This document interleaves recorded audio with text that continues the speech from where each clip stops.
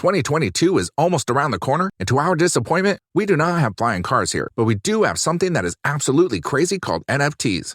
Take a look at this tweet, which was the first ever tweet, tweeted by the CEO of Twitter, Jack Dorsey. Now, would you believe if I told you this was sold for an astonishing $3 million as an NFT? Not only that, but this was a single JPEG sold for $69 million. The NBA is selling moments of basketball games for hundreds of thousands of dollars. At this point, you're probably wondering what exactly an NFT is. Stay tuned till the end of this video to find out.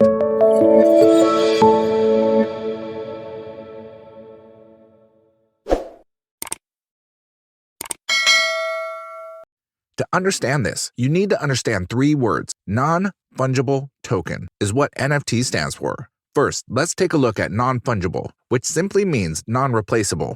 You go to the supermarket to buy 1 pint of milk. You don't care which milk it is. However, consider the Mona Lisa painting. It is unique, being non-fungible, and it is of no surprise that non-fungible things are much more expensive than fungible things or items.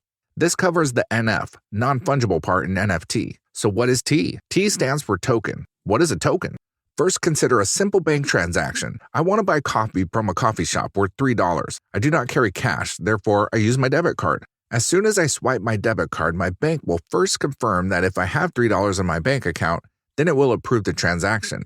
It transfers $3 from my bank account to the coffee shop's bank account. The balance is deducted from my account and put into the shop's account. The bank keeps a record of all these transactions. Now, due to the latest technological advancements, people came up with a way to conduct these transactions without a bank.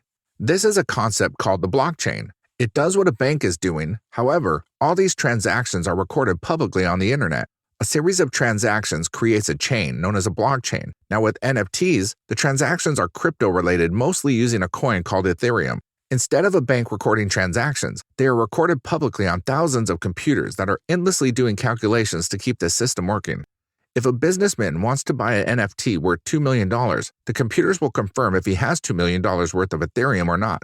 If he does not have the sufficient amount, the transaction would be rejected. Whereas if he does have it, then the transaction will go through and the ownership of that NFT would go to the businessman and the coins will go to the person who sold the NFT. All of this will be recorded publicly on the computers which are running the system, and this cannot be altered by anyone. There is a lot of hype regarding NFTs. Is it just a bubble that will eventually burst, or are NFTs the future? Let us know what you think about it in the comments below. Do not forget to like and share this video. Subscribe to our channel if you haven't already, so you can keep watching more videos like this.